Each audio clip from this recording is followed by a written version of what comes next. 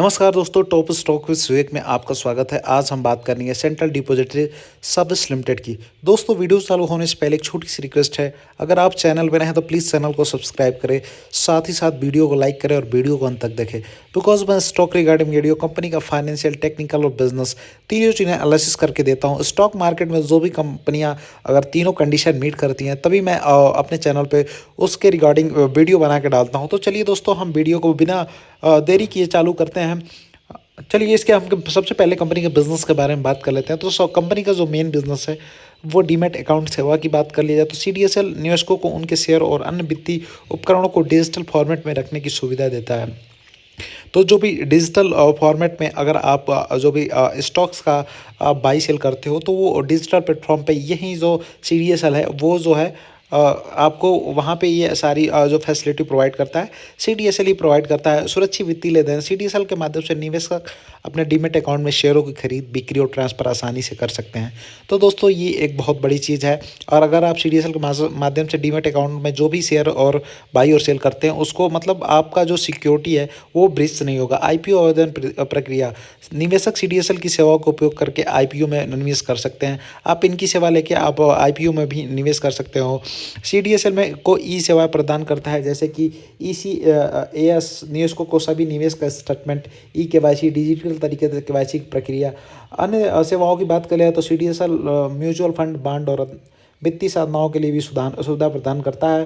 CDSL का मुख्य उद्देश्य भारतीय शेयर बाजार को डिजिटल और सुरक्षित बनाना है ताकि निवेशक बिना किसी जोखिम को अपने निवेश को प्रतिबंधित कर सके।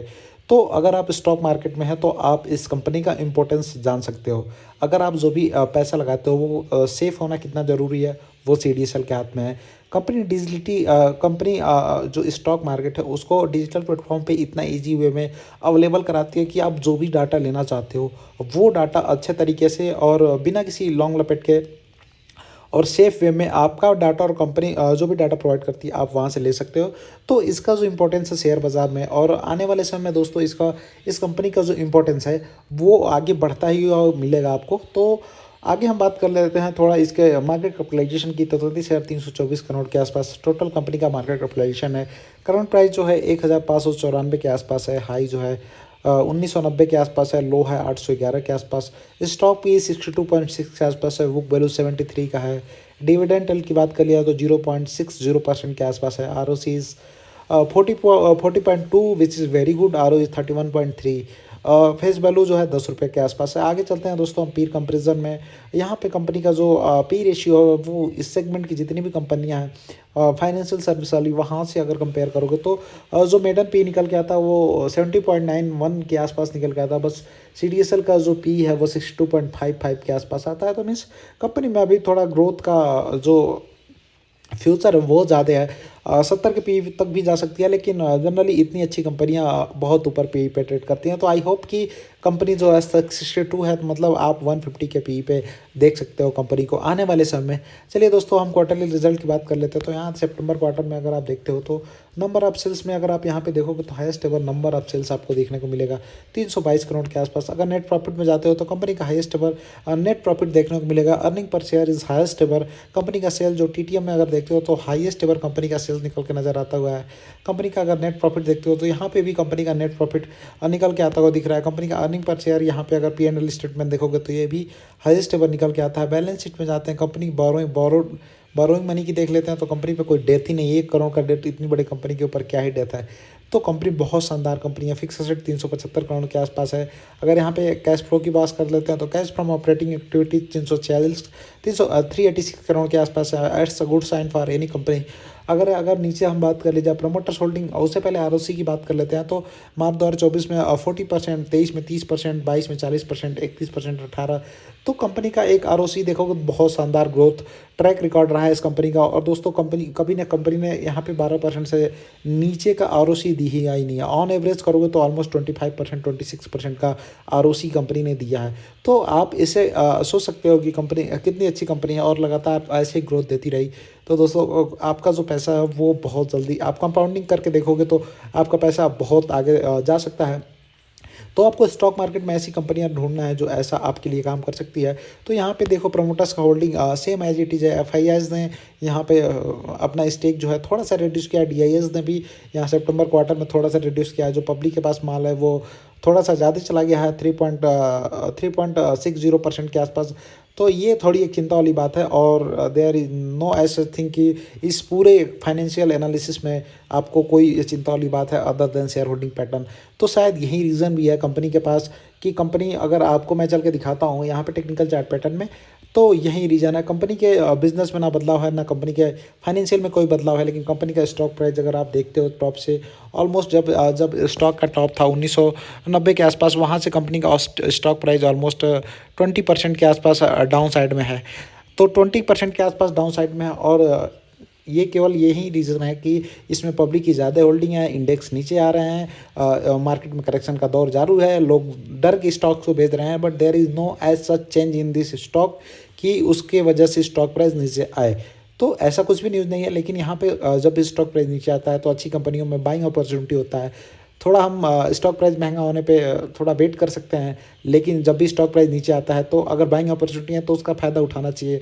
हमेशा बाइंग करनी चाहिए। ऐसे मौके हमेशा नहीं मिलते हैं, लेकिन थोड़ा टाइम पे गैप पे मिलते हैं। और यही सब मौके ऐसे हैं जो आपके जो CAGR है, एनुअली CAGR, वो आपको एक अच्छी तरह से आप 30%, 25%, 35%, 40 के आसपास अगर इस तरह के मौके मिलते हैं और यहाँ पे आप बाई करते हो तो आपका जो CAGR है अब वो अच्छी तरीके से मेंटेन हो सकता है 30% के आसपास।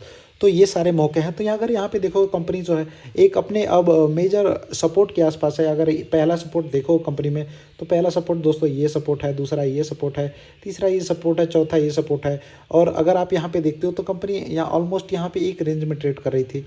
जब कंपनी ने इस रेंज को ब्रेक किया तो अगर आप देखोगे तो यहाँ पे कितने ट्रेडिंग सेशन में, अगर आप इस वाले रेंज को अगर आप देखते हो, यहाँ पे जब यहाँ पे इसने ब्रेक किया तो इसके बीच में कभी रेड कैंडल बना ही नहीं, एक सिंगल रेड कैंडल, बाकी सारे ग्रीन कैंडल बनते हुए ऊपर की तरफ कंपनी 2000 के प्राइस को टच कर जाती है। तो दोस्तों अगर फिर से क्या कंपनी यहाँ से दोबारा अगर आती है, इस प्राइस पे आ चुकी है, थोड़ा सा और नीचे के जाने की पॉसिबिलिटीज़ है। बिकॉज मार्केट में जब तक करेक्शन का दौर जारी रहेगा तब तक किसी भी स्टॉक्स में आप थोड़ा सा ऊपर जाएगा फिर भी लोग डर के यहाँ पे बाई नहीं कर रहे हैं। That's why problem is there. Buy करेंगे तो अपने आप स्टॉक ऊपर जाना चालू कर देगा, लेकिन मार्केट में करेक्शन का दौर है। जैसे ये दौर ख़त्म होता है ऑलमोस्ट आपको ये स्टॉक बहुत तेज़ी से, जो इसका पुराना लाइफ टाइम हाई है, वहाँ पर जाता हुआ दिख सकता है। तो अगर यहाँ से ये स्टॉक चलना चालू किया, जो अभी करंट प्राइस है, यहाँ से स्टॉक चलना चालू किया और ऑलमोस्ट अपने जो लास्ट वाले हाई के पास भी जाता है तो 25-26% के आसपास आपको गेन दिखता हुआ नज़र आया। अगर ये गेन आपको मिलने में 2-3 महीना, 4 महीना, 6 महीने भी लग जाता है तो it's not a bad deal. But जैसे ही सारी चीज़ें स्टॉक मार्केट में सही होंगी, मार्केट में जैसे ही थोड़ा सा सारी चीज़ें, जब करेक्शन वाला दौर ख़त्म हो जाएगा, उसके बाद जैसे ही स्टॉक प्राइस चलना चालू होगा दोस्तों, ये स्टॉक ऑलमोस्ट, जैसे अगर आप देखते हो ये वाली रैली, अगर मैं बात करूँ, जैसे इस रेंज को यहाँ से स्टॉक तोड़ता है, यहाँ पे अगले दिन अगर आप बात करते हो तो ऑलमोस्ट 18 मान लीजिए 18 ही होगा, 18 वर्किंग डेज, मतलब 18 ट्रेडिंग सेशन में आपको 25% का गेन मिल गया है। तो सेम यहाँ पे भी ये चीज़ें रिपीट होती हुई देख सकते हो आपको मिलेंगी। जैसे ही मार्केट में सारी चीज़ें ख़त्म होगी, करेक्शन का दौर चालू होगा, ये चीज़ अगेन आपको देखने को मिल सकती है। बिकॉज यहाँ पे अगर आप देखोगे तो यहाँ पे जो भी ये वाले ग्रीन कैंडल वाला वॉल्यूम है, यहाँ पे मैक्सिमम प्रमोटर्स ने एंट्री मारी है दोस्तों। और ये केवल मार्केट सेंटीमेंट की वजह से स्टॉक प्राइस नीचे आया। और ये एक बहुत अच्छी अपॉर्चुनिटी है कि यहाँ पे मतलब जो भी लोग अपने हिसाब से ट्रेड करना चाहते हैं वो बाई कर सकते हैं। बट इसमें मेरा कोई रिकमेंडेशन नहीं है, मैं किसी प्रकार को आपको रिकमेंड नहीं करता। आप बाई और सेल करो, जो करो आप फाइनेंशियल एडवाइजर से पूछ करो, चीज़ों को सीख समझ के करो। मेरा रिकमेंडेशन नहीं रहता, मैं केवल आपको समझाने के पर्पज़ से वीडियो बनाता हूँ। तो अगर ये सारी चीज़ें एक बार चलना चालू होती है तो ये 2000 का लेवल कब टच कर जाएगा आपको खुद नहीं पता चलेगा। तो आज के लिए बस इतना ही दोस्तों, मिलते हैं नेक्स्ट वीडियो में। अगर वीडियो अच्छी लगे तो चैनल को जरूर सब्सक्राइब कर देना, साथ ही साथ दोस्तों तक शेयर करना। मिलते हैं नेक्स्ट वीडियो में। Thank you. जय हिंद, जय भारत।